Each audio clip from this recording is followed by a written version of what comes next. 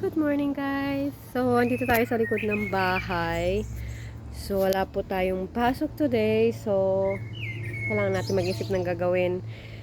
Kasi syempre, rest day lang muna. And, yun. So, nandito ako sa garden. So, maglinis tayo para may magawa. So, ito na ang I don't know kung ano to. And then, yun naman yung pechay. So, hindi ko alam kung ano yung mga tumubo dyan. Sobrang dami ng dahon, ay ng weeds, ng mga damo. So, let's go guys! Damo tayo.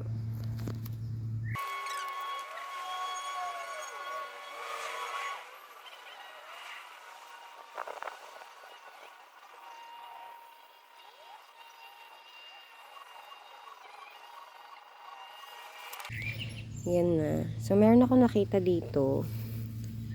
Ito, may nakita ako sa TikTok. Australia yata yun. Etong weeds na to, kinakain nila or niluluto. But hindi ko alam kung pati dito kinakain. So, yan. Nilalaga lang yata ito or binablanch lang nila. Pero hindi ko to kakainin. Sinabi ko lang. This one, I don't know. Hindi kasama yung flower, I think. Or, kasama nga. See? Tingnan nyo. So, damo siya, pero may bulaklak. O, di ba? So, yan. See God's creation. Damo na may bulaklak. Actually, hindi lang ito. So, madami yan.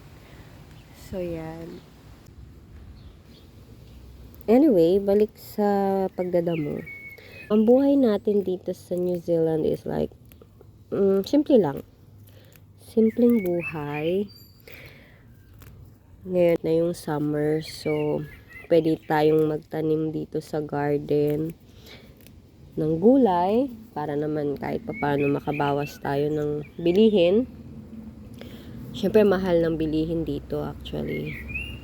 Minsan hindi na kami kumakain ng gulay kasi sobrang mahal. Mas mura pa yung mga karne, like pork. Pero mahal pa rin ang pork. Meron lang mga libreng lamb. Ayan, may mga nagbibigay ng mga kaibigan natin dito na kiwi na ng lamb. Yung mga hindi na nila kayang ubusin, so binibigay na lang. So, yun, nakakalibre tayo ng maluto.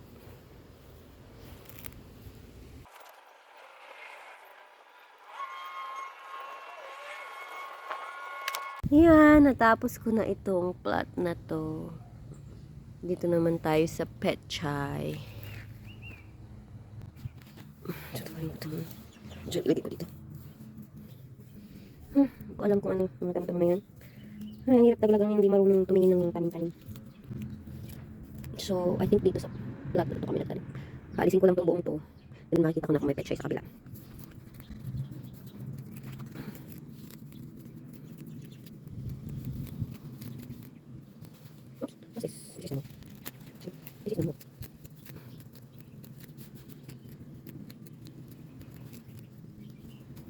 So, patatas pala ito. My gosh, nabunot ko na naman. Ganito pala ang patatas. See? Meron na siyang maliit. Ayan o. Haha. Tatanim ko uli ito. Nasaan na yung pala-pala ko? So, itatanim ko siya ulit. Sayang. So, ayan. Lapit na kong matapos. So, eto pala is beetroot. Kasi meron siyang maliit. Oh. Ay, ano ba to? Red radish pala to. Sorry. To red radish. Tapos yun, Arabic lettuce. And pechay. Tapos dito, hindi tumubo ang corn. Hindi ko alam kung saan yung mais dyan. Parang damo naman lahat. So, ayan, medyo maambon-ambon na nga. Baka hindi namin matapos to.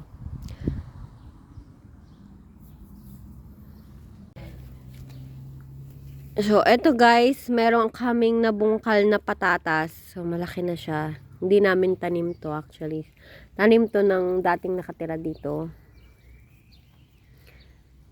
See, meron mga treasure dito sila. Hindi namin yung tinanim eh. Patatas lahat ang tinanim nila dito. So, ganito pala ang itsura ng dahon ng patatas. Ngayon ko lang po nalaman. Kasi may nabunot ako doon. May nabunot akong maliit. So, ito yung mga maliliit na yan. Oh. Maliliit na patatas. So, actually, hindi namin tanim to. So, diba? Malilibre kami ng patatas.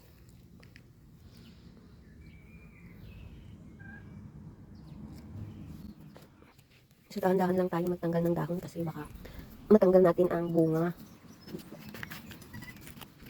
Ay. Maglalagay ako ng tanda para kapag tumaas na yung mga damo at least alam kung saan tanim. O, diba?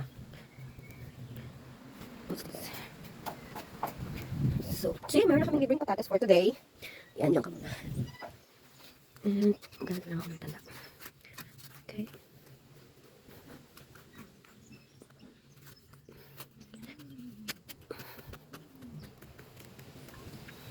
So, ito, dito lang sa gilid-gilid ako magtatanggal. Kasi patatas pala siya. So, ito yung red radish. Ano sa Tagalog ang red radish? Labanos, mabilog. Ha? Labanos.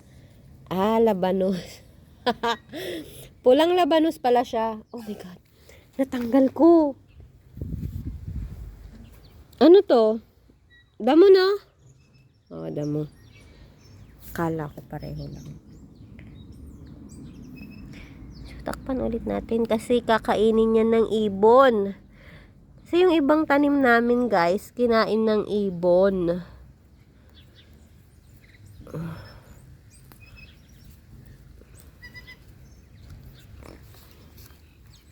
Okay.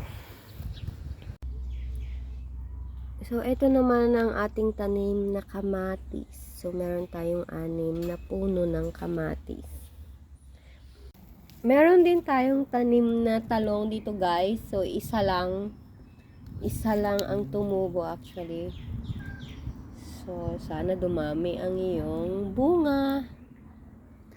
Ayan na nga guys ang aming mga veggies. Yan na lang ang natira. So, tapos na kaming magdamo dito. And, doon hindi pa kasi medyo umaambon na. And guys, see you for the next video. Wait nating tumubo para may gulay na tayo.